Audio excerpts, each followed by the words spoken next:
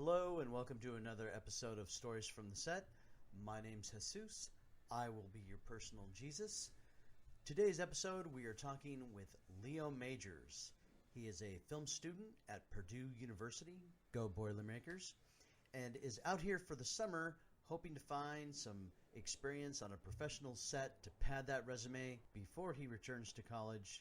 Please welcome Leo Majors. Leo, thank you for coming on my podcast. Ladies and gentlemen, Leo Majors. He is a young man from Minneapolis, Minnesota, the Twin Cities. And he's here for the summer while he goes to Purdue. So, how's your taste of LA? It's pretty good, but I think you may have misheard me. I said I was from Indianapolis, Indiana. Okay. Great intro. Indiana. Hello, Okay. Good to see you, Jesus. So, you are not from the Twin Cities, and that's on me. That's on me for mumbling. No, that's me for not remembering. But that's okay. It's been good though. Yes, hello. I did get your name right though, didn't I? Yes, Leo Majors. That's okay. correct. And you're a Colts fan, I'm guessing. Yeah, how'd you know? It's a wild guess. Yeah, I watch the Super Bowl every year if they're in it. If they're in it. Mm-hmm. Yeah, boy, but look. It's been a while. You know, Andrew Luck was on my fantasy team. Oh, yeah. I drafted him as my fantasy quarterback. He did quite well for me. Yeah, I know. He did quite well for the Colts. But yeah, LA has been so different from Indianapolis, needless to say, obviously. But yeah, film student at Purdue, like I told you before the podcast, I've come out here to LA this summer to kind of dip my toe into the film industry and see how it actually works, getting jobs, meeting people, and kind of putting myself out there and getting as much experience as I can. And of course you found out it's just as easy as everybody says it is. Of course. Yeah. Like, come out to Hollywood, star in a big budget production first day. Exactly. Yeah. So, what would your dream job in Hollywood be? My dream job would, I think, be a director of film and television. It's hard to say because I have so many interests, but that is the one overriding one. That's what I've done most of in film school is direct, and obviously that's everyone's aspiration, but that's that's the ideal. Although I would definitely want to work other positions to work my way up, because you can't exactly start doing that first day. So I'm also interested in operating camera, doing production assistant work just to see what it's like on an actual professional set, and acting. Have you not been on a set yet? I have. I actually worked production assistant for a cooking show last week. What was the name of the show? It was... I don't know for sure if I can reveal that. That's right. You don't have to say anything. Yeah, you worked on a cooking show. It was on a. I assume it was in a studio somewhere. Yeah, major network. But it was, and I only say that because I'm acting out of an abundance of caution, and I didn't read every word of my contract. But no one's listening. It's really not going to matter. Well, yeah, hey, have some faith. You never know, though, right? Yeah, have some faith. Your podcast might blow up. We all got to start somewhere. It might. Everything might happen. But yeah, it was my first day in a major set in LA. I had just gotten off. And what part of the crew were you the PA for? Were you general PA or? I was culinary PA. Culinary PA. Which before I came out here, I didn't know it was a position. So probably on a food network food show. Probably, yeah. Yeah. It was. So I got there, signed in and everything, got my walkie, and most of the day was managing the kitchen, seeing that nothing walked away from the refrigerators, cleaning up after the contestants. Wait a second, they had you fire watch the refrigerator? We were security guards, man. I mean, they had good stuff. They had truffle oil. They had fancy meats, rack of lamb. So we were the execs from upstairs coming down and pilfering. Yeah, it was a necessary precaution. But also, culinary PA, most of the job was a fancy word for dishwasher. Because we were, every time the contestants would would finish a dish, then we would have to go out there between the crews' shooting times and clean up the dishes and wash them, which, I was happy to do. It's money, and I met some really interesting people. Right, and how did you feel out? This is your first time on an actual set, right? Mm-hmm. Yeah. And how did you?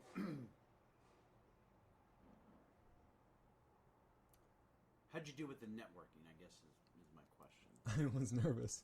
I'm always nervous first day. It's such a problem because I want to meet as many people as I can. I want to make connections, not just for the business side, but also because these are interesting people. And well, you could say everybody's got because this whole thing is about connection. So you'll meet some nice people, but you definitely a good contact is a good contact. Yeah, I want to make some good contacts, and yeah, I was a little nervous to talk to people most of the time, but I ended up talking to some interesting people, making a few friends, and I might get hired by them in the future. Hopefully for another cooking show, because the great thing that I didn't know about cooking shows is that once the production is over, they let you take home the extra food. So once each department actually wrapped, they did get to go into the fridges and onto the big shelves and take home the truffle oil and the fancy mushrooms and all of the amazing stuff. So it was like a free grocery run. It's pretty amazing. And free grocery runs are few and far between. Yeah, you know what I got that was my favorite item? High-end food. Yeah, you know what was the highest end item I got? Some edible gold leaf. Edible gold leaf? I have no idea what to do with that shit. Can I curse on this podcast? Yeah, I think you can. Okay, sweet. Yeah, as long as I mark it explicit, they don't seem to care. Great. So, since you're so young, you're still in film school at Purdue.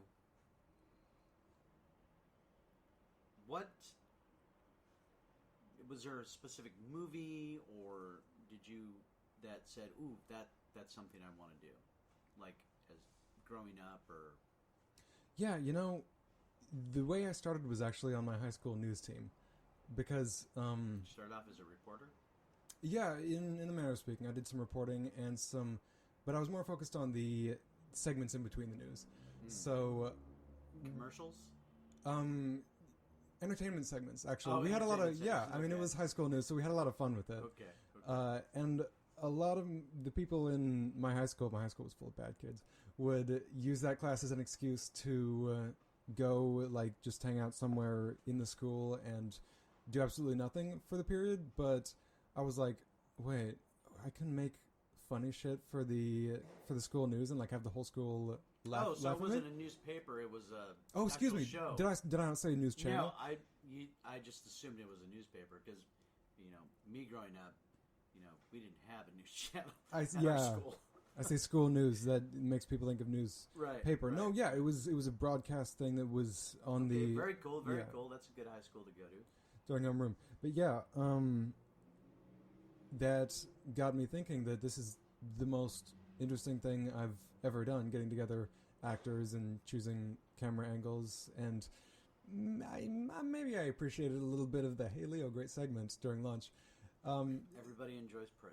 Yeah, and that combined with the movies that I liked as a kid, a lot of Edgar Wright, and other comedies just really pushed me to give this a try.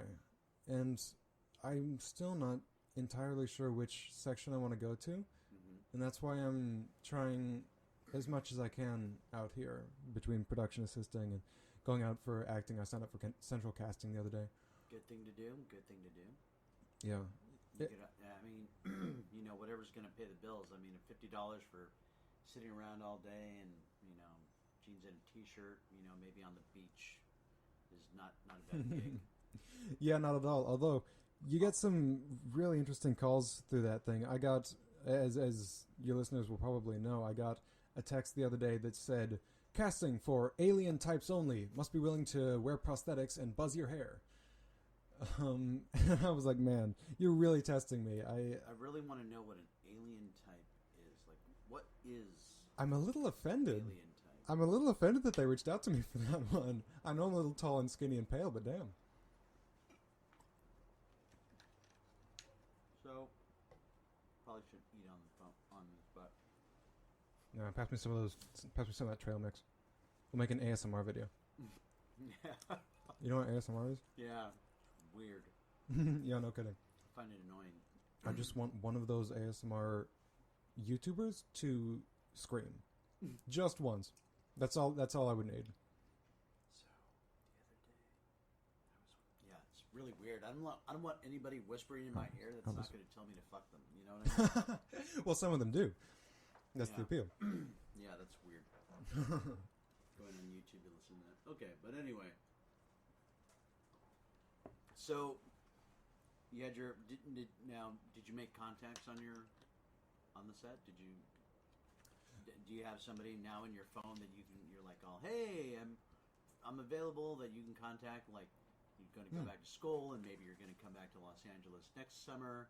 Do you have somebody like that in your phone that you can call and One quick thing. If any viewers don't know what ASMR is, look it up on YouTube. It's incredible. But, okay. Contacts. I met these great people who I hope I'm going to be friends with, but I got to be honest. I was only on it for one day, and I kind of chickened out in talking to some people. Oh, really? So, yeah, I don't have too many. Man. I don't have too many contacts from that particular job. It's understandable. Very understandable. Yeah, and it's such a line, right? It's such a line to walk because I'm afraid that if I talk to too many people, I'll be annoying, or I'll be that PA that just wants to know everyone and is an upstart. But then if I don't talk to any people, then I don't meet any people. It's a fine line to walk, when to be, interject, when to say hello. I mean, you could say hello to everybody, like, hello, hi, my name's so-and-so. I mean, if you were telling people the entire day, this is my first time on the set, I'm sure a lot of the crew was like, hey, well, that's great, But, if you're just going to walk around the set and act like you've been there before, I mean, it's okay to, know what you're doing, but it's another thing to, like, hey, this is my first time, like, right here. Would you recommend kind of going that route if it's your first time? If it's your first day, I would, like, everybody who they're gonna send you to go get something from or meet, definitely introduce yourself. Say, hi, I go to Purdue. I'm out here for the summer. Okay. Yeah. Be as friendly, but not chatty Cathy. You know what I mean? Yeah. I guess I can be a little less afraid of that because I'm always a little afraid of being seen as the newbie, but I am a newbie. So, yeah, that's really helpful advice. Maybe I can kind of relax about that and be a little less afraid to be myself. Yeah, because they've hired you to be there, so you're supposed to be there. Obviously, you've got to meet people to do your job. Mm-hmm. So, I mean, they say go to the, go to the wardrobe assistant and ask them if they have so-and-so's jacket or whatever ready to go. Things like that. And when you go meet that person, say, hey, I'm so-and-so, I'm here to get the jacket. And as they're looking and doing their work, you're just like, I'm here for the summer. This is my second, this is my PA job, first time on the set. They'll engage with you. Everybody likes to welcome, like, somebody new into the business. But, again, they don't want anybody, like, chatting them up while they're trying to do their job. Obviously, during lunch, it's a different story, but, Yeah. You told me that you do grip work. Right. Is that how you first made friends on set? Oh, I don't make any friends. No. You kind of, like, show up and, you're expected to know your job. Sure, they'll help you out a little bit, but you've been to film school, you've took the classes, presumably you're there on set because you have some semblance of what needs to be done. Now, obviously, you might not know the workflow, but as long as you know the equipment, you got plenty of leverage, and you ingratiate yourself to your crew. That's how you got to do it. You can't show up knowing nothing. Yeah, that's true. Yeah.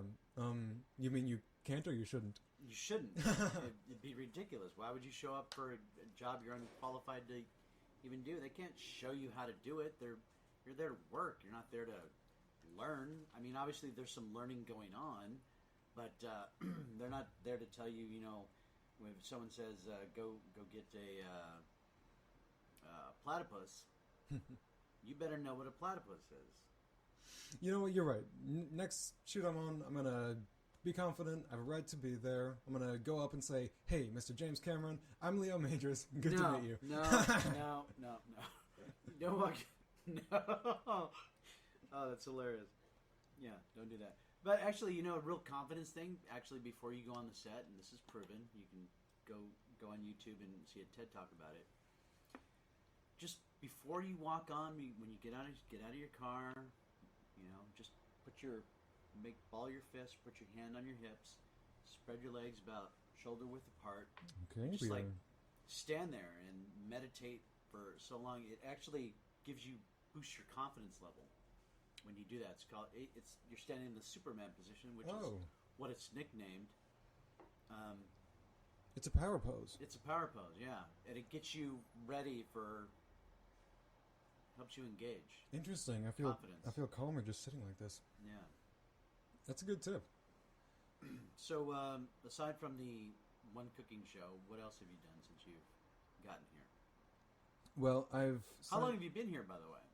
I've been here for about a month. Okay.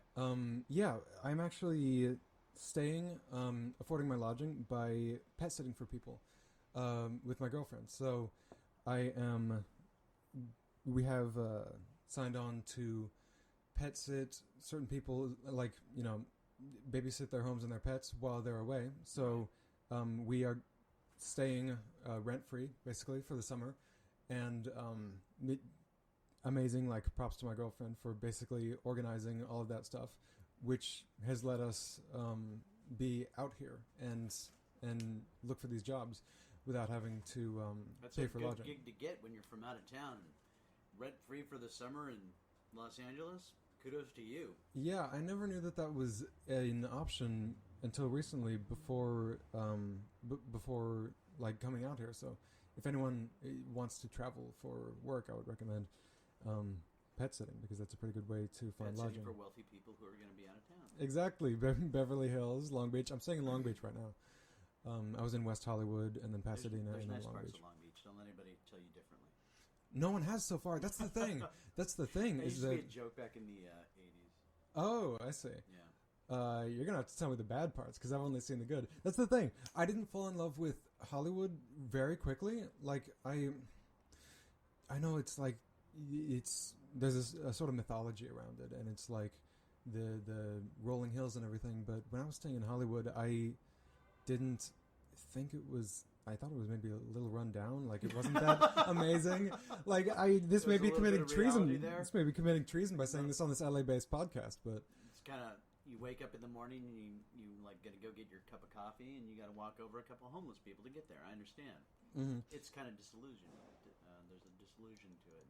Yeah. Yeah, but now that I'm staying in Long Beach, it's sort of a utopia. I mean, being close to the beach, there are a bunch of great community events. So I highly endorse Long Beach, and if I could live there and just work in LA, then that seems pretty damn ideal for me. Yes, until you get on the 710 freeway.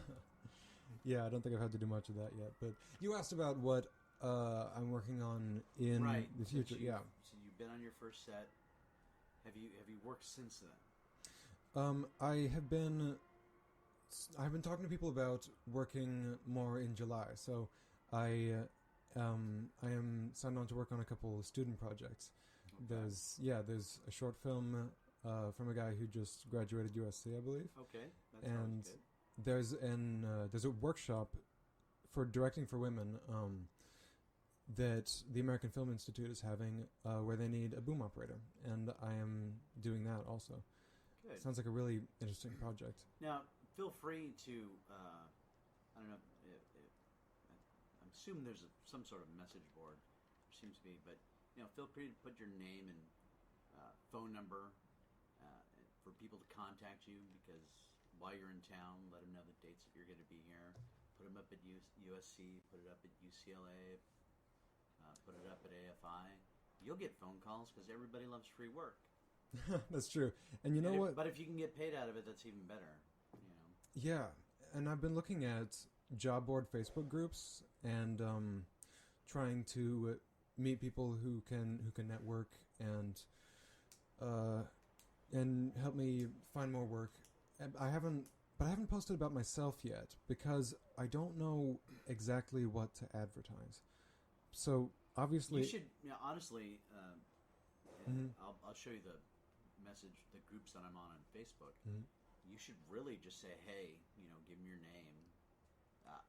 You're a film student. You're out here for the summer, and you're looking for direction. If anybody needs like a PA, work for just offer your services out there. So that way you'll get contacts from various there because you're probably not going to work on a big thing, but you're going to work on a set where they look, we need you to work in the set design, or we need you to work on the G&E crew, or we need camera. Just that would DIT. That would be great. Yeah, so obviously, I can do PA work, and I can and I also have the skills required to say boom operate, and I have done acting too, and I could do all these things, but I have the sense that it's better to specialize and only advertise one thing. Right. When you figure out what you want to do you know what you want to do? While I'm out here, I think PA work would be the best option. I understand, but as a career-wise. As a career-wise, my goal is directing. So you want to be on a camera crew. Period. End of story. So that's what you say. Look, I want to be on a camera crew. You'll get to know the cameras and the equipment and the lenses and all that stuff that you could read about, but practical experience is much better. So yeah, I would go on every message board and just say, hey, I'm here for the summer. Who needs help? In the camera department. You know what? Yeah, I'm gonna do that tonight, Jesus. Yeah, and I'll show you all the groups that I'm on. Yeah, please. Let's trade groups. Yeah, not a problem. Yeah, it's true. You can't exactly learn a lot about the industry from Indiana. No, I don't know how big the film industry or television industry, aside from maybe local news or local stations out there. What type of what do you got? It's pretty damn puny. Yeah, there's maybe one or two production companies I know of who are making and shooting features and pilots in Indiana to sell to, say, Netflix, streaming services, that kind of thing. But it's been really hampered by the fact that Indiana doesn't have any tax incentives for film. I believe that's true still. They don't have any, or they're very small. So crews, when they're... I assume you know about tax incentives work, but in case anyone doesn't, film tax incentives are when the government gives money to film crews to come and shoot in the state. So if a film crew wants to shoot in Indiana, the government doesn't give them any money for that. Whereas if they went and shot in Georgia, just a few states south, say Atlanta maybe, then they would get some tax breaks off of their production because of that. So not many people want to come shoot here. In fact, there was an Indiana-based movie. NFL's there every Sunday. Yeah. Just about. Yeah, well, live events. I've worked a little bit of those in college, but an Indiana-based movie that was set in Indianapolis. The Fault in Our Stars by John Green came out a few years ago. Mm-hmm. Actually shot in Pittsburgh because it's such a disappointment to people who are from Indiana because that thing was set here, man. They had to recreate Indiana landmarks in Pittsburgh just to shoot it, and they wouldn't have had to do that if our government gave them tax breaks. So you're from Indiana, no Indiana. Hoosier. Right. What is a Hoosier? Do you mean what does the word mean? Yes. You see, okay. So when the settlers were first settling Indiana, they had a reputation for being mean, big, loud fighting machines. Real homegrown corn-fed boys. So they were known for fighting, and when there was a big fight or a bar brawl, and it was a big knockdown, drag-out fight, there was always at least one person who would clean up afterward. They'd find someone's ear on the ground and they'd say, "Hey, whose ear? I don't believe that. Whose ear? Who's I your?" don't believe that at all. I've heard better explanations, but we won't get into it. I've heard worse. So, obviously, you're a Pacers fan. I'm not incredibly into sports, if I'm being honest. Okay. But I've done some work for the Purdue basketball and football teams, being a utility. Right? Yeah, the Boilermakers. Yeah. From what I have heard, they've been doing better in recent years, but really I only know about the games that I work on. Yeah, I don't follow college sports, so it doesn't matter. But anyway, so when do you go back home? Because obviously you've definitely got a time limit, right? Yes, I go back home August 10th. So I'm trying to put as much of myself out there as possible before then. And then I complete my thesis project, complete my last semester, and I graduate in December. And do you think you'll be back out here? I definitely want to work after I graduate. And this is the most obvious place to go to do it, because I've come here before. I will have some kind of foot in the door here. But I don't know. I've always wanted to travel, and I feel like if I don't do that after I graduate college, then I never will. Just out of curiosity, do you have a call sheet from your day on the set? Yeah, I do. I would, I don't know. I would go through that call sheet and find out who who was in charge of PAs. Call the.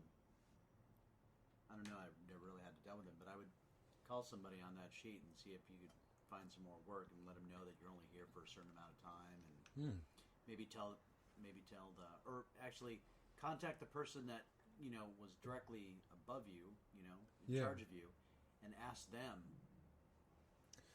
Yeah, you think so? I'm always afraid of cold calling people like that. Yeah, well, you're not really cold calling because you worked with them already. Yeah, that's warm and calling. That's how this works. If you don't call, they don't know. You're right. You know what? When you're right, you're right. I'm just trying to throw some wisdom because, look, you gotta call often, but not too often, because they're wondering, why aren't you working that often? Why aren't you working?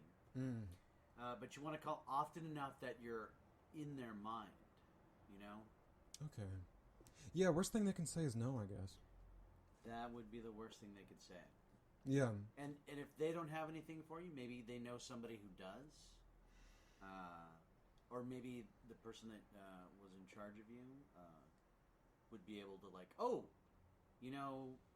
I don't have anything right now, but you did so well. Yeah, I'll recommend you to so-and-so. He'll give you a call and blah, blah, It's all about networking out here. So any opportunity that you can network is, that much better for you. You might as well get used to it. Yeah, that's true. That's something I should internalize. Reaching out to people isn't a bad thing. Right. Yeah. There's plenty, because the more people who know that you're looking for work, and the more people who you work with, the bigger your reputation comes as a good worker, and so on and so forth. You know what I mean? Like, oh yeah, hire that guy. He knows what he's doing. Because a recommendation, it's word of mouth. Yeah. Am I correct in thinking that actually networking and talking to people is way better is gonna in the long run be way better than Facebook groups and looking for jobs that way? Yeah, Facebook groups are fine. Facebook groups are great. They're good for when somebody posts a job on Facebook group, you get the notification, but they're obviously their first choice is going to be someone they know, and someone they've worked with. Of course, yeah. So the more people you get to know, and the more people you work with, the more that people will say, "Oh yeah, I've worked with him before," or recommend you. Because you can go through those Facebook groups and you can see somebody will recommend they'll just put like a name there to let that person know about this job posting. Yeah, right. So yeah, very important. It's very integral to the business. To be honest with you, I'm not very good at it myself personally. I'm really not because I get distracted with various other side projects and side work and things like that. So I'm not good at like calling my contacts. I'm horrible at it, which is probably why I don't work as often as I should, or maybe I just I'm not good at my job. One of the two, which is probably why I'm podcasting and working part time. Oh, don't say that. I bet you're good at your job. It's just a little bit of self-deprecation out there. I'm not getting down on myself at all. I'm just saying I'm not good. I don't make it a personal habit because I tend to focus on other things. But there are so many things to focus on. Because I started late. I started late in this, doing this, so I wasn't used to it. You know, I was already in my 40s, going to film school because, like, fuck, if I'm not going to do it, might as well do it now, right? So those habits that you form when you're your age, when you're hungry and you want to, you know, you've got that dream and you want to get in that business. Now, I had the same thing, but then again,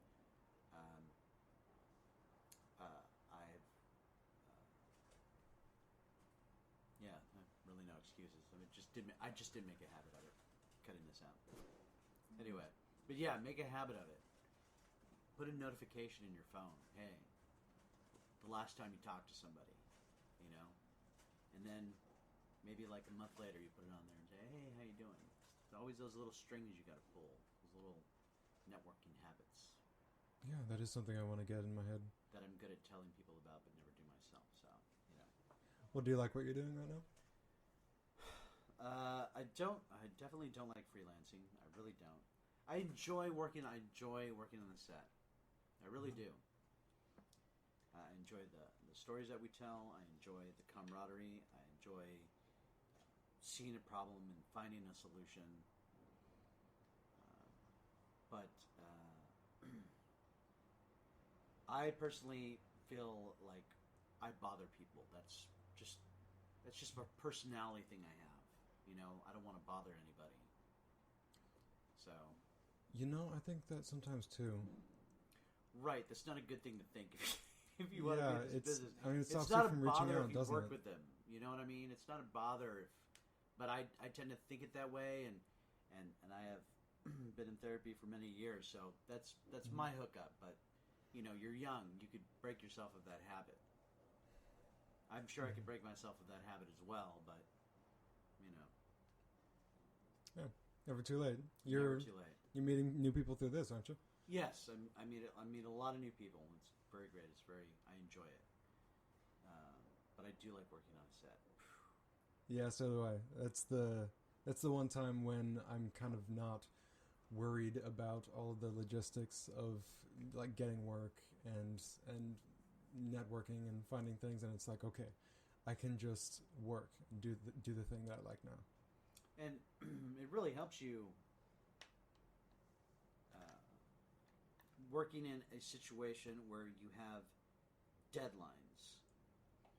And so working with the various different personalities to make sure that all those deadlines are met, it's really good character building. Because you learn to, hey, you know, you can't deal with whose ever attitude or how they're yelling at you right now. That's not important.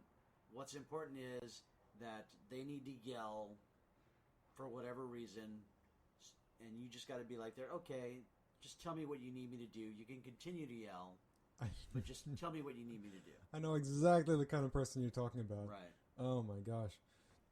Yeah, I guess. Do you think it helps you like develop a thick skin? Yes.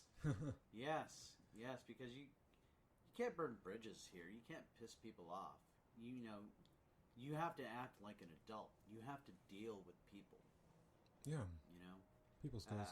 There's a story of one of my friends who was a grip. He was working with this guy, and as they were working together, this guy seemed to like maybe put the C-stand down on his foot, or wasn't paying attention to, where he was at, would just, like, open stuff, seemed to be trying to injure him, or... Yikes. Oh, on purpose? On purpose. It seemed, on purpose.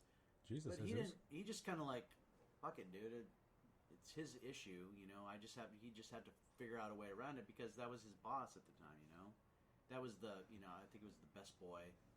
And, the best boy had been working with the key grip for, many, many years, and he was the new guy. So he just took it as like, oh, this is what I got to go through. This is what I got to go through. It sounds like the chillest man in the universe.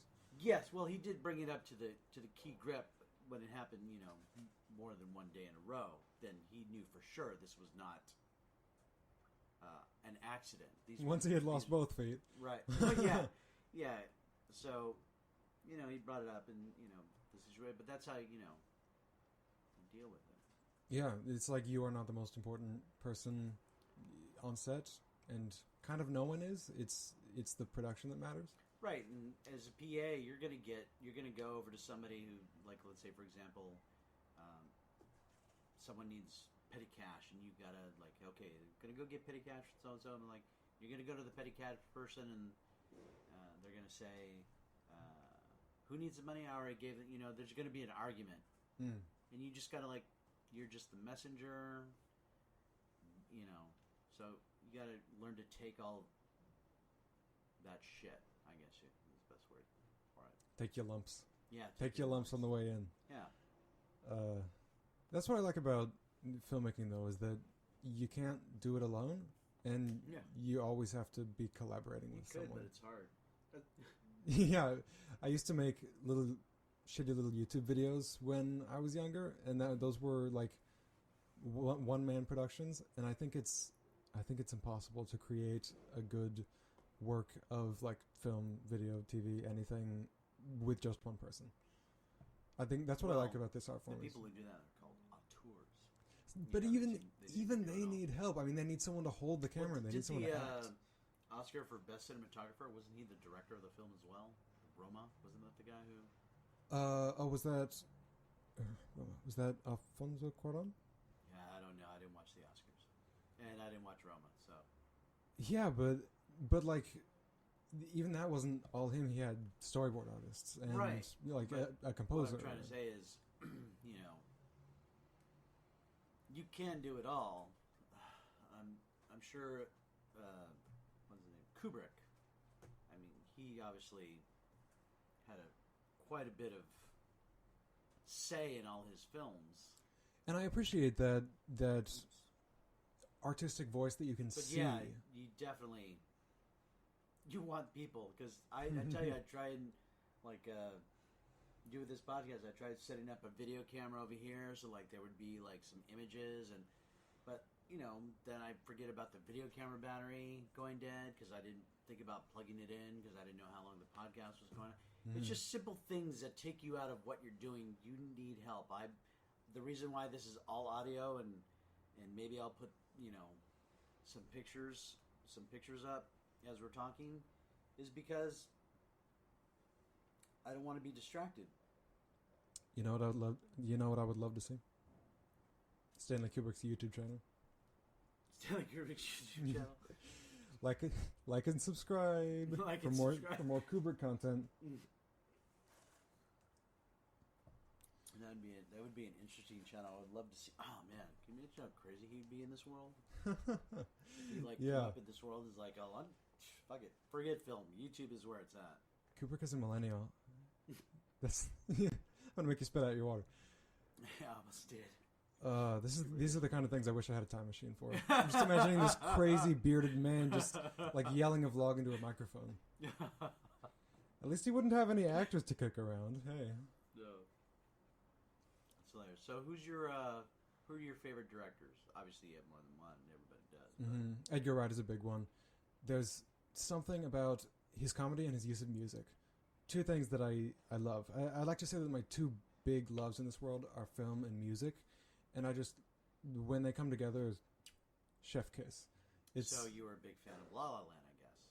Yeah, and I had a lot of fun watching that one. It's like I love the dance numbers and the visuals and things. Yeah, you got to go to Bollywood for that these days, and not too many musicals made. I love Bollywood films. Although there was a TV show, My Crazy Ex-Girlfriend did that. I've seen clips from that. Yeah, I never watched it because of the title. Oh.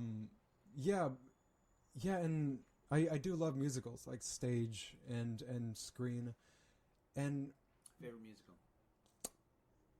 Newsies. Newsies, really? That's just off the top of my head. Okay. You disagree? Yeah, I don't know. It was a movie first, right? Actually, you know who starred in that movie? No, I don't. Who? The English guy who played the most Batman. He played the Michael Keaton. Talk like this. Oh, Christian Bale. Christian Bale. Yeah, he was in Newsies. He starred in Newsies? Yeah. Oh, I didn't know that. I've never seen the he film was in version. Newsies, yeah. That's pretty dope. Hamilton. Damn it, there it is. Okay. Yeah. I haven't seen Hamilton. Hamilton is all around better than Newsies. Yeah, I would go for that. I would definitely say Hamilton is better than Newsies. But even if but if you want to be progressive, you could have said Hedwig and the Angry Inch. You know, I haven't seen that one. Heard a bunch about it.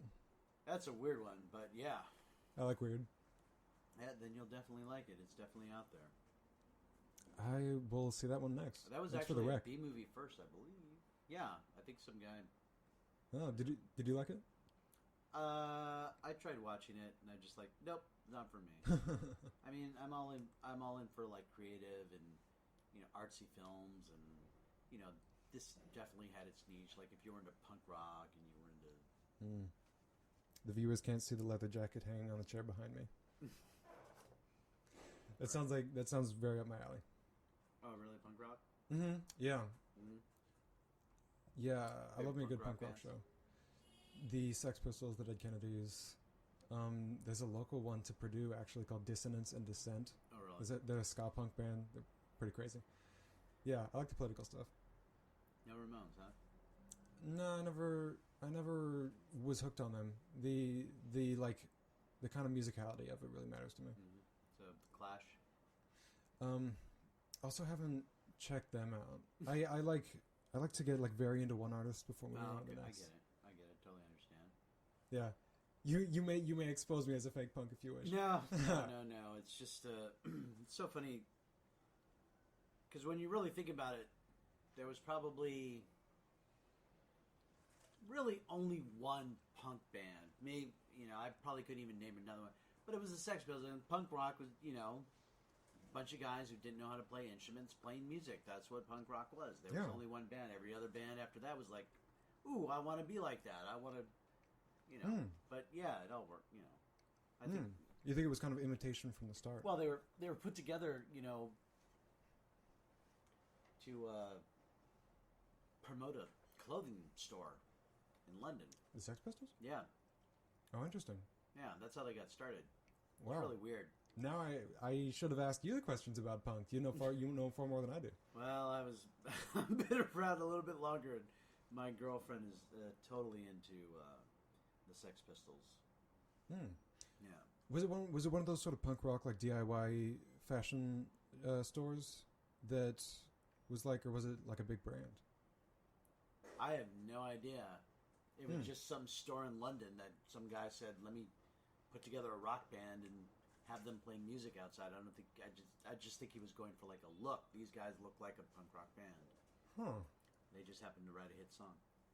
Oh, now I want to research that more. Yeah, watch the documentary. Yeah, see, there's the film and music. It's what we've been talking about. But even if a production isn't specifically a musical like La La Land is, question mark, then music can still be worked in such interesting ways. Like in Edgar Wright movies, you have Baby Driver, most recently, where the soundtrack was just so interwoven into the story, and I don't think that's a gimmick. I think that's a really interesting meshing together of two art forms that has really great value. And in his previous movies too, Edgar Wright had what's called the Cornetto trilogy. I don't know if you know about it. Have you seen it? I do not. Yeah, really fun movies.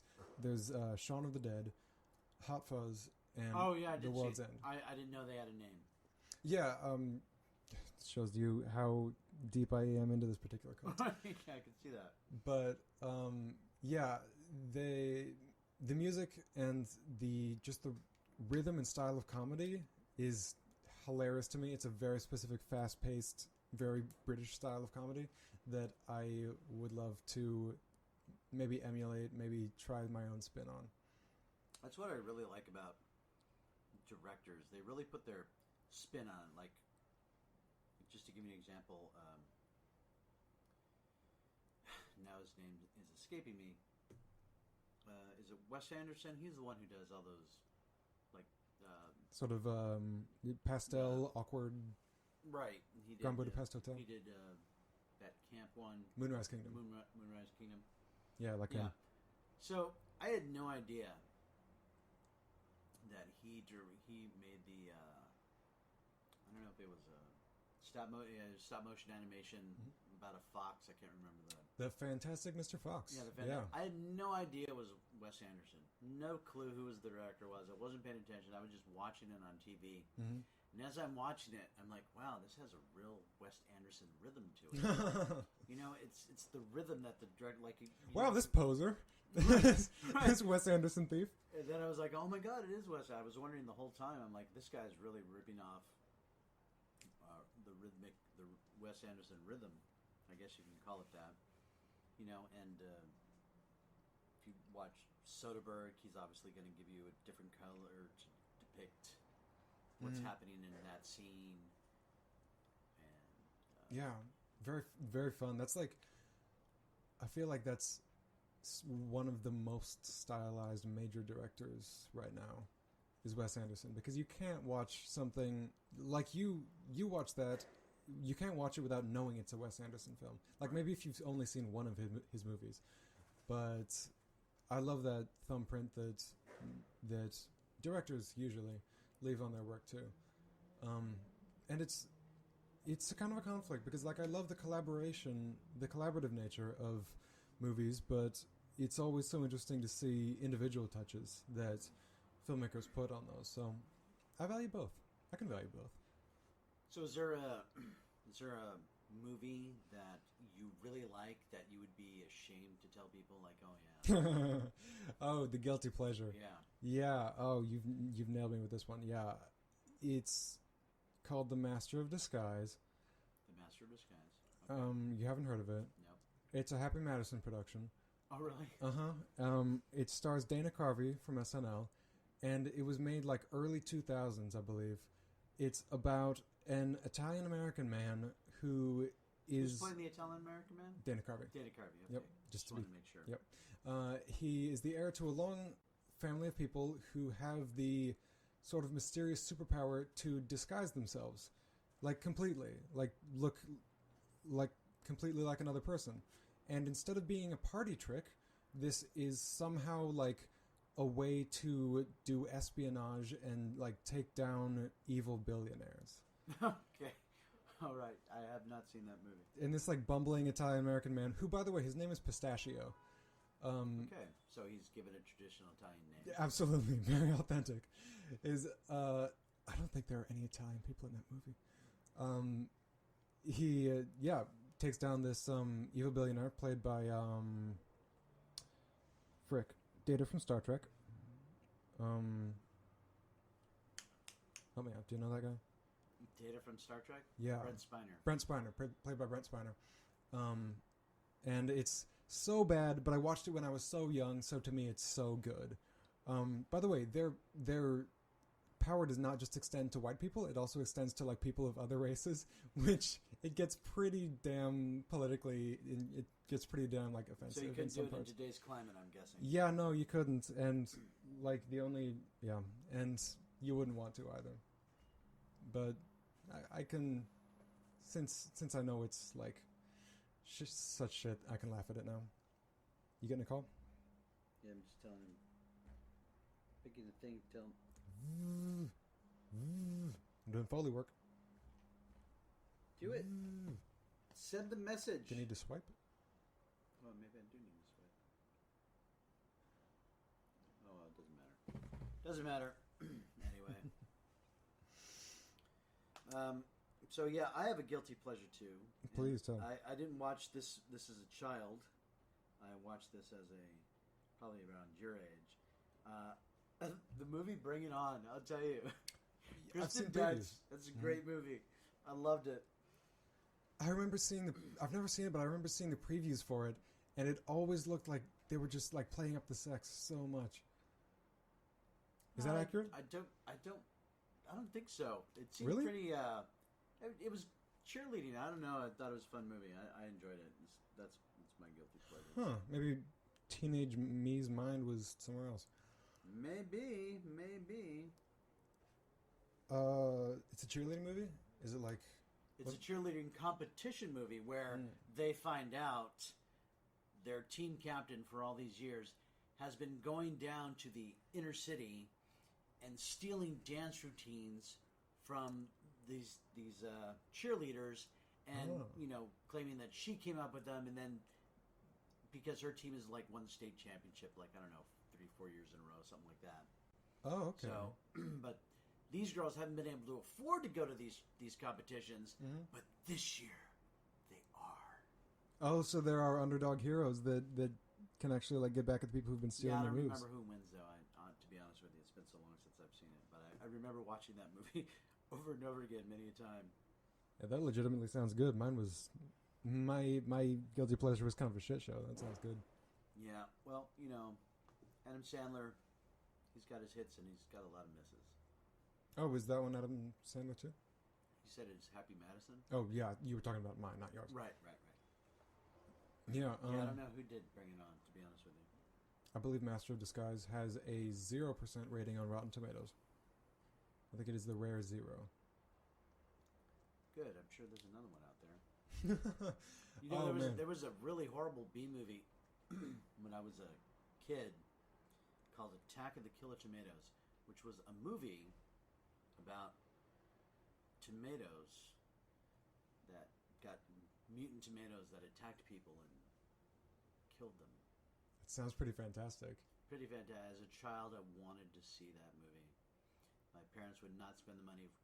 Then, years later, I got to see it on cable, and boy, was that a waste of time. Waste of time. Years later, wow, that thing was Attack of the Killer Tomatoes. Look it up, people. Kicking around in your head for years. Yeah.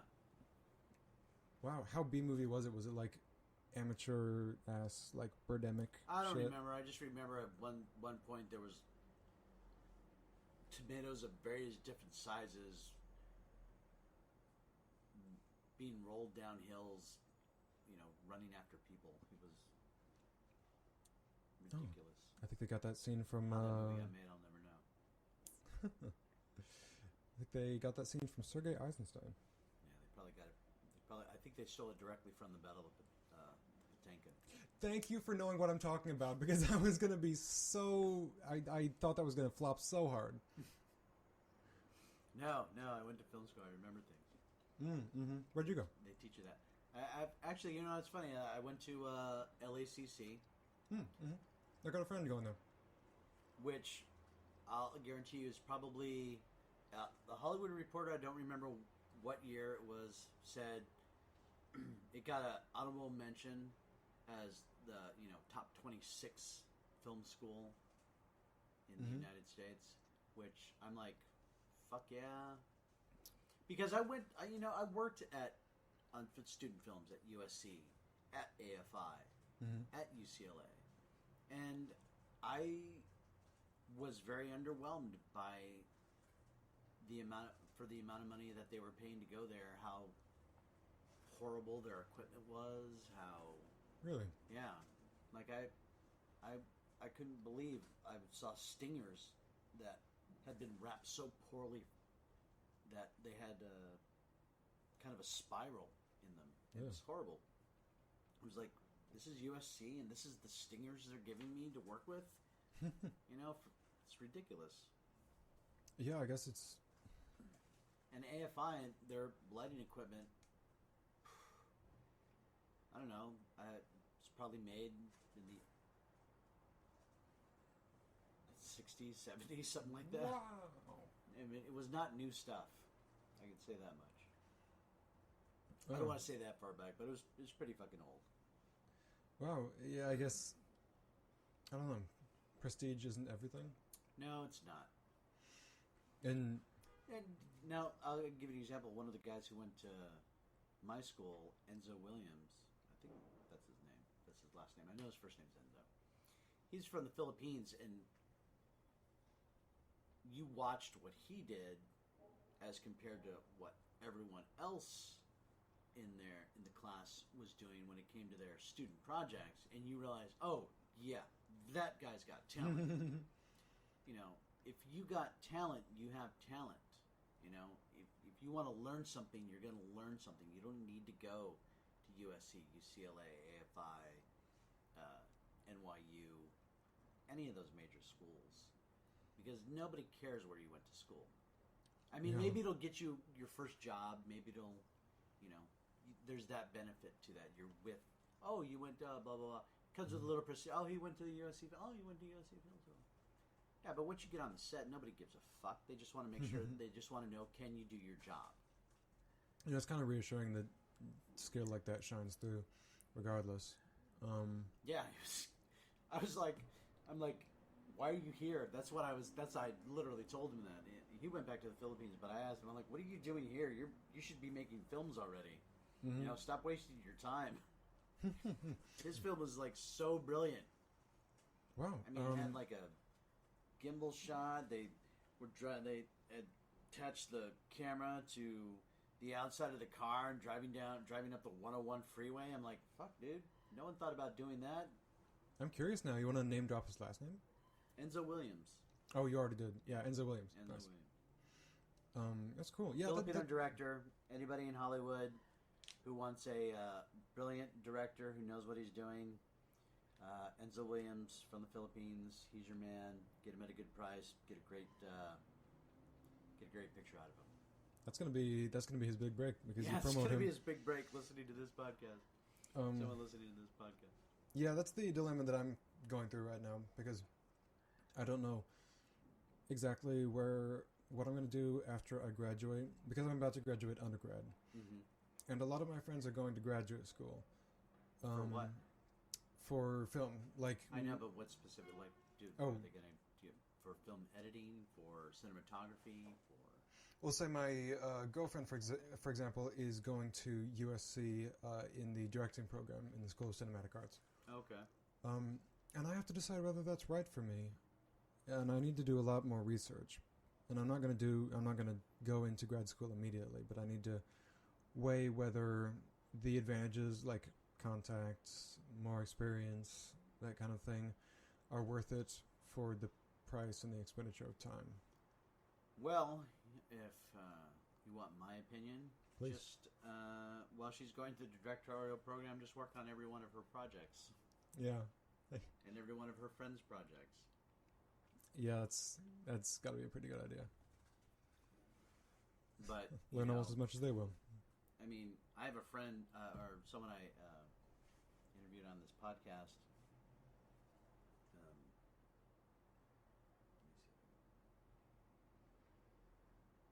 Looking him up right now. Antonio, I think it's CT Antonio. Or TC Antonio. I can't remember. But anyway, he won an award for his short film that he shot on an iPhone. So you don't need a lot these days. You know, you need like a David Jopka. He's like, oh yeah, just your phone and external microphone, and you're pretty much good to go. And I love that. I love how. The problem is you got to break through the noise. There was no noise when I was back in the day when you wanted to make a film. You know, you wrote a great script, you sent it out, people got interested in you. You know, you worked your way through the sets, however you did it. But you know, spec scripts are no longer exist really, and the amount of people who have access to a camera is times a billion, right? Now you gotta shine through the noise, so you really have to have something different than what everybody else is offering. Yeah. You know? Yeah, and that... And it's hard. It's hard to break through the noise. Yeah. There's a lot of static out there. Yeah, on a personal level, that's a hurdle, but I really love it on a larger level because cell phone cameras getting so good and equipment getting so good means that like anyone, almost regardless of like income level or experience, can make a film. You don't have to like go to a filmmaking hub anymore. You don't have to go to film school. I say this as I am doing both, but but I love that, the democratization of film. Democratization, yes. They're letting the lunatics run the asylum. If the asylum is YouTube, then I agree. I guess, because I don't know what the hell those studios are doing nowadays. They just like, what else can we use now? What, that Marvel's done? All right, what's the other comic? Give me another comic. We need another comic book. You know, it's ridiculous. Yeah, you mean they're not coming up with original material anymore. They're just look at Disney. They're like, hey, remember all your cartoons from the past? Now they're in realistic CGI, and we're going to bring them to you as an adult so you can enjoy them with your kids. You know what I mean? The nostalgia boom. The nostalgia. Absolutely. You know? I've heard it suggested, and I don't know if you know if this is true, that Disney is just doing the remakes to retain their copyright on those properties?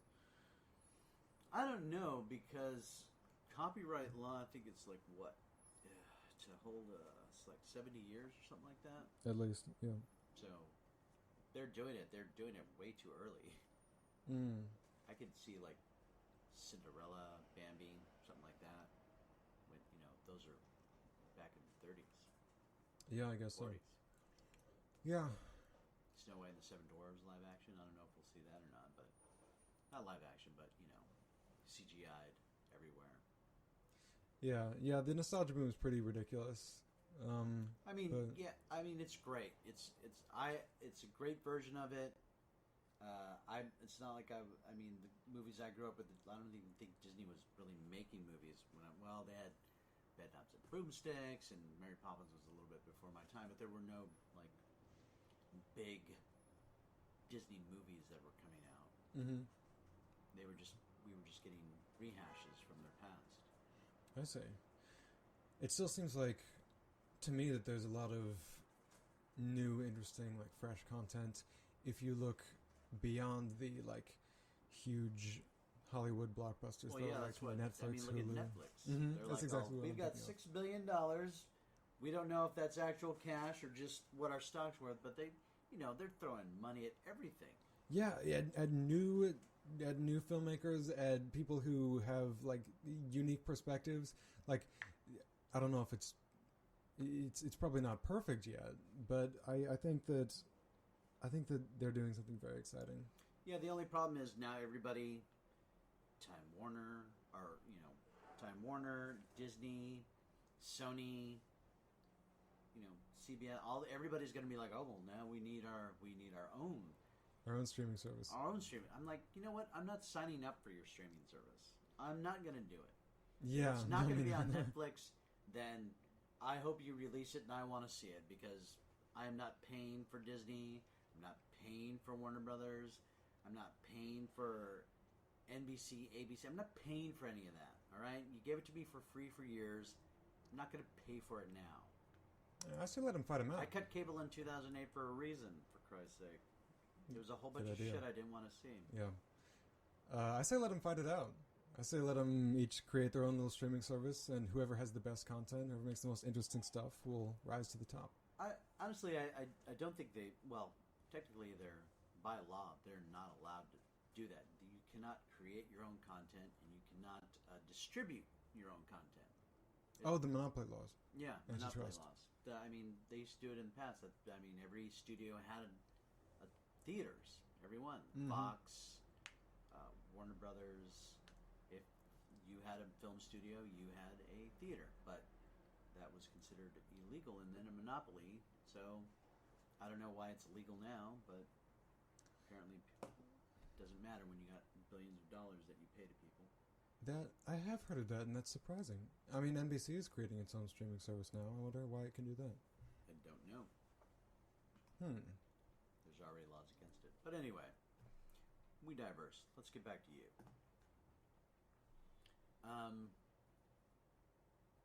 Did you know that you could go to Panasonic and ask to check out a camera? To check out, like to rent? Like no, to like go there and like learn how to use it. Like they'll bring it out for you and everything as long as you're a student.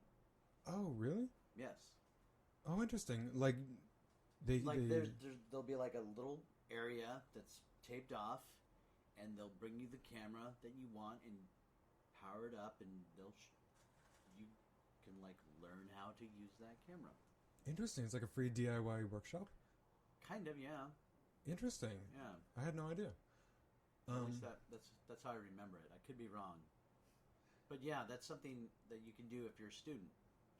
I don't have the guy's card anymore, but the guy gave me a card. Yeah, and anytime you want to come down and like learn how to use one of the cameras, so that's something you can do. That would be great. That'd be a really useful experience to be able to And say, they like, I know don't how to just have operate their this and cameras. that. They have the ARRI and the Red and the Oh, I was It's assuming it's just Panasonic cameras. No. Panavision. I don't know why I said Panasonic. Panavision. I see. You can go to Panavision, not Panasonic. Go down to Panavision and learn how to use cameras there. Hell, I would love to learn how to use an ARRI. Yeah. Is it ARRI or ARRI? That depends on where you're from. Ah, okay. I say ARRI. That's cool as hell. I think it's interchangeable. Yeah, hey, if I want to be... I don't think there's a big debate over it. There might be. I'm not too sure. Well, I'm going to start it. Yeah. We should do that. Yeah, that's something for the resume. And if I want to be around camera crews. You're going to have to be around camera crews. Yeah, the most... If you want to direct, you can't be like, okay, what are you guys doing over there? You know. Exactly. Yeah, I think the most advanced camera that I've used is a Canon C300 so far. Okay. I may have used I've used some Blackmagic cameras too. I love Blackmagic. Yeah, I love their cameras and also DaVinci Resolve. Favorite editing program. That's what I edit my stuff on in DaVinci Resolve. Right? It's so user friendly, and I love how it has. And it crashes. It crashes, but you know every editing system I've ever had crashed. Yeah, having the same problem with Premiere right now. I'm waiting for a new laptop to be delivered so I can switch. That. You rent it now. That's true. Yeah, I'd love to stop paying the subscription. I know it's. I don't know why they do that these days, but you know, I guess you got to have your updates. Yeah, and maybe more money from a subscription service. Yeah, you think? Yeah, I love how the built-in color correction tools are so powerful, and you don't need to like export anywhere else to do color correction, color grading. I've never personally worked with it, but I hear what you're saying. So, since you've been in Los Angeles for a month now? Yeah, about a month. What have you done that is LA? Well, let's see. I have gone to the dog beach. Okay. In Long Beach. Yeah, that's one of the great things about pet sitting is that I get to play with the adorable animals. So I've gone to Long Beach. I've drunken a kale smoothie. Kale smoothie. Okay. Yeah. Not too many of those in Indiana, I'm guessing. In fact, there's a restaurant around Purdue that has the slogan "Purdue Pete, our mascot, wasn't raised on kale." Okay. It's like, come on, guys. What's with the anti-kale sentiment? Like, no one is saying you should serve it. Yeah, I've gotten stuck in traffic. Haven't visited the dispensary yet. Okay, well, that's one thing you need to do. That's true. Any other recommendations?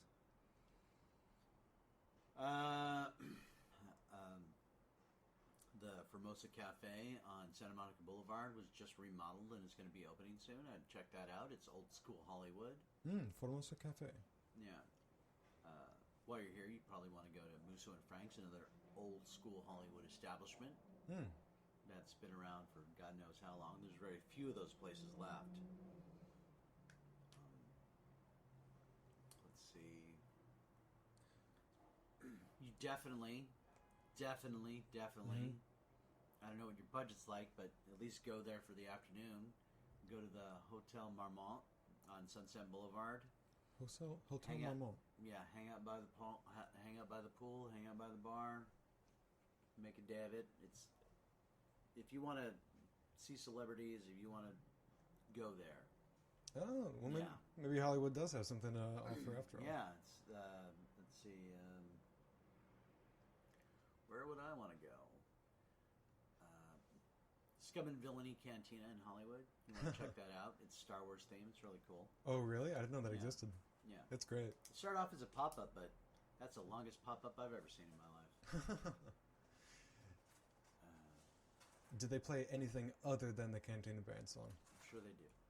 Yeah. Yes. Obviously, you got to go to Disneyland. Mm-hmm. I think I'm planning a trip to Knott's Berry Farm. It's a trip to Knott's Berry Farm. Okay. Yeah, that works.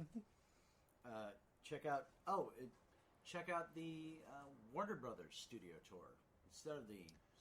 Yeah, I need to do all that touristy stuff. I've been doing nothing but working since I got here. Yeah, well, that's good. It's good. Yeah, I don't really know.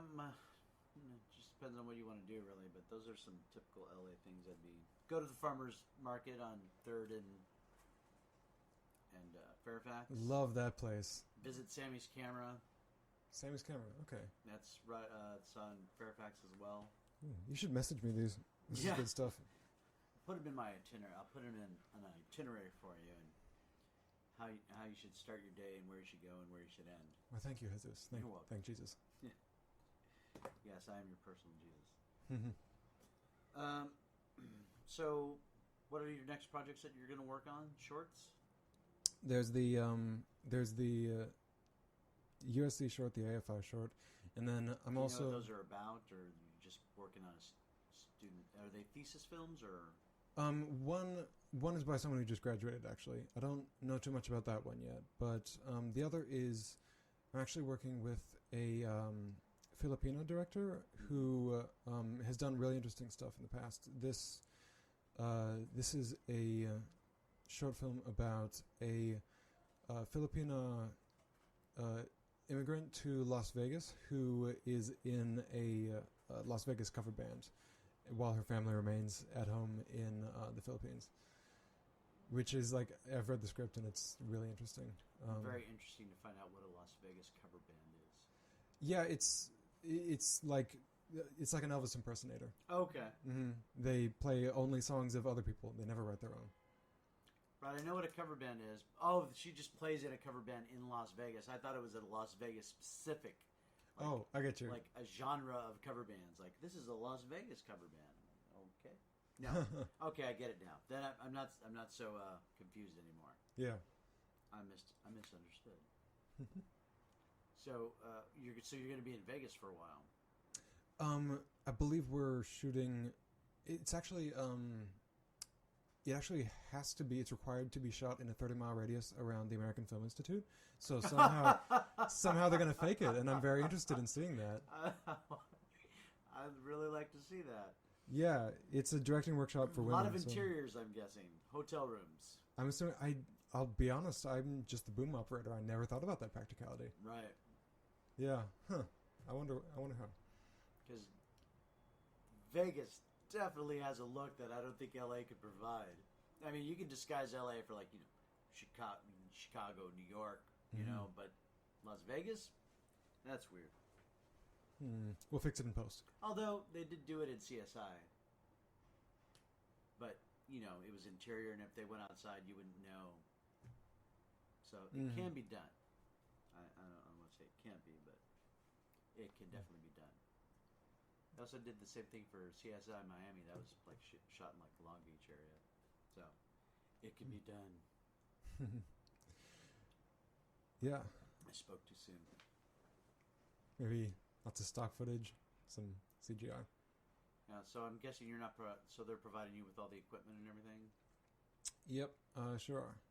And this one's a volunteer project, so I'm just doing it to meet people and for the experience, and because it sounds like a fascinating project. Yeah, it'll be interesting. But don't be afraid when you're there to talk to people and introduce yourself. Especially cinematographer. Go up to the cinematographer. Hey man. Yeah. I know I'm booming today, but you should check out my reel. Do you have a reel? Yeah, I have a reel. I have a website, I have a portfolio, I have a Vimeo. Okay, well, we'll put those up on the podcast at the end if anybody wants to contact you. Oh, thank you. We'll throw that up on along with Facebook and Instagram. So yeah, the next time I'm nervous, I'll just remember your voice in my head saying, talk to them, go for it. Yeah, just talk to them. It's the worst that could happen. You're working for free. They should give you a job. Yeah, that's a really good point. Hey, I'm Leo Majors. Give me a job. Exactly. When you're busting your ass for however long, and see that was another thing. I was I was too afraid. I was too afraid to speak up. Mm-hmm. But mental health drugs took care of that. So. Well, I'm kind of at a loss to what to ask you now. As your career is very short, it's not like we can go over a perspective. But what's just out of curiosity, what's the longest thing you've ever shot? Like how long? Like 5 minutes, 10 minutes, half hour? The longest thing that I've ever directed was maybe a 10-minute film. Yeah. What was it about? It was about it was a zombie comedy. Did you write it? Yeah, I did. Okay. It was a zombie comedy about a couple of scientists who are too busy flirting with each other to notice that they're in the middle of an outbreak. Okay. It's called Zomcom. That's up on my Vimeo. I like it. That's interesting. Zomcom. Yeah. This next semester, though, I'm planning to shoot my thesis project, which I want to be a visual album. Please describe what a visual album is. I have a few songs that I've written over the past few years. I want to finish the songs, compile them into an album, record them, and create a music video for each song. It's an ambitious project. Now, will these music videos will this be like a thread going through them all? No, not quite. So maybe it's not a true visual album. Okay. But an album of music videos. Okay. Each with their own theme, each trying out things I've been wanting to try out with my cinematography and directing. And yeah, 10 songs, 10 music videos, one big thesis project that I need to get cracking on. And what's it going to be shot on? It is going to be shot on Canon C300. That's what we have at Purdue. That's what you have at Purdue. Mm-hmm. Okay. Again, like I said, film and music, I'm fascinated by how they combine, and this is going to be... Well, then you would have loved MTV back in the 80s and 90s. So I've heard, yeah. I've heard that used to be like a huge cultural thing. Yeah. Mm-hmm. When it first came on, they were even because my grandmother who lived in Barstow, they were one of the first people to have cable. Mm-hmm. So this was all new. And MTV would actually they would play the music, and then the commercials come on. They wouldn't have any sound on them, which we thought was weird. But yeah, music videos 24/7. That sounds amazing. I feel like music videos have gotten so amazing in so many ways, but they're also less. I saw the Cardi prominent. B one today. I had to I'm like, what? Is she? It freaked me out. I'm like, can they do that? And I'm like, but it's YouTube. It's not on anything. But saying what is she wearing? Nothing. Whatever prosthetics she has on to cover her nipples and that is around, that is covering her. I got you. Vajayjay are spectacular because there's a whole group of women who are dressed that way, if you can call it dressed, where you're going how are they hiding everything so well? There's got to be some CGI in there somewhere because whoever was the costume designer for that did a really good job because the skin matching was flawless. There's got to be some digital effects in there to do that because I can't believe it looked that good. I never think about that. Never think about it either until I was watching a YouTube channel like the top 25 weirdest things editors things that ever had to be CGI'd in a film. One of them was on 50 Shades of Grey, and I don't know this for sure. This is just what the websites allegedly said. Allegedly, I don't. What was the name of the woman who was in that? Oh shit! I have no idea. Dakota Johnson. Nice. Apparently, they had to CGI Dakota Johnson's pubes. Oh. Apparently, I don't know why it had to be done, but there was a quote. They took the quote from the editor who did it. The quote was basically, "In all my years, I never thought I would have to CGI somebody's pubic hair." Oh no, he regrets it so hard. And I just thought that was hilarious. I'm like, wow. Wait, to like augment them or to disappear them? I don't know. I haven't seen the movie, so I couldn't tell you like which way it went. I am assuming to make them go away. Mm-hmm. So I guess that's all I'm saying. I saw the thing. Go to YouTube. Don't yell at me. Not my big deal. I didn't see the movie. I don't know what's going on down there. Wow, that's the only thing that's made me want to see 50 Shades of Grey. Well, there you go. Now there's a reason to see 50 Shades of Grey. So you're going to revive the music video industry, I'm assuming. Single-handedly. Single-handedly with this new project. What instrument do you play? I play piano, some guitar, but mainly I'm a vocalist. Mainly you're a vocalist. Mm-hmm. And I'm trying to get my voice in shape to actually sound good on these recordings and not... And how are you going to record it? Are you going to go into the Purdue sound studio? Or? Yeah, we have an amazing music studio. Oh, really? It's underneath the POW Theater, which is the theater building on campus, but we have all kinds of microphones, grand piano down there, and sound students who need things to work on, who are friends with me. It's good to have It's good to have students who need things to work on to get your shit done. Yeah, I figure if I get the songs all written, demos recorded, shoot days scheduled before I go back to school, then I can just do it. So this is going to be done before you go back to school? Everything except the shooting and the editing. Right. So how many songs do you need to write? 10 in total. Some of them are written already. How many do you have written? Roughly 5. Okay, so you're halfway there. Mm-hmm. Okay. And then you got to record them all? I'm going to record demos before I go back to school and then record the official versions as I'm going through the semester and shooting. So you've got time is what you're saying? Yeah. All right. Is that going to take up your entire semester, this thesis film? Yep.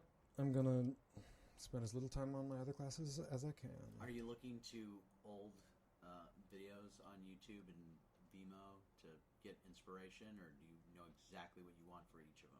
Not for each of them. You know, I actually do need to watch more music videos because that's a weakness of mine, is that I don't take enough influence from other movies, TV shows, and music videos. I'll own up to that immediately, is that for a filmmaker, I should watch more of the kind of work that I want to make. Yes, I would say that that's very wise. That would be a wise thing to do. Mm-hmm. Some videos, I'm just going to give you some videos that like stuck out in my head growing up, or in this video watching. Obviously, you have to see Thriller. Have you seen the Thriller? Oh, yeah, okay, yeah. So you got to see Thriller. Though, knowing what I know about Michael Jackson, I'm just saying that as a visual aspect, that was probably the only 18-minute music video at the time, anyways. It was yeah, a movie. I appreciate the artistry. I want to see Beyonce's visual album for Lemonade. Oh, really? Because I know that was a huge thing. Yeah, that would be a nice one to see. I haven't seen that either at all. I haven't seen that either. Nothing's really coming to mind, so I guess struck out there for things like that. Mm. Although there was one, and I can't remember the name of the band, and I will have to get to my girlfriend, call my girlfriend to find out. These guys were, during this music video, were doing practical illusions as they're singing this song, and they were so fantastic, so amazing that I can't remember the name of it. They're like magic tricks. You'd really have to see the video for me to explain it. It sounds like an OK Go music video. Was it a rock band? Yes.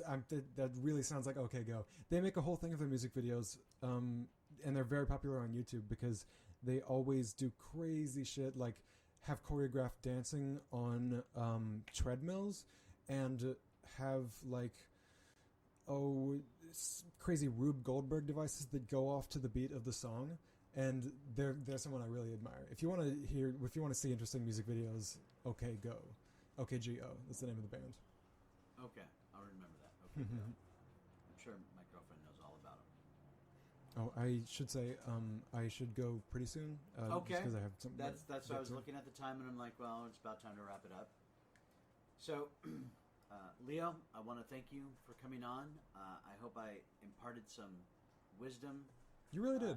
Towards you, and if I could say anything is don't be afraid to reach out and ask for guidance from people you work on set, people you meet. Don't be afraid to get to know people, but just remember, when you're on set, know your job, know your position, and pick the appropriate time, which is usually during lunch.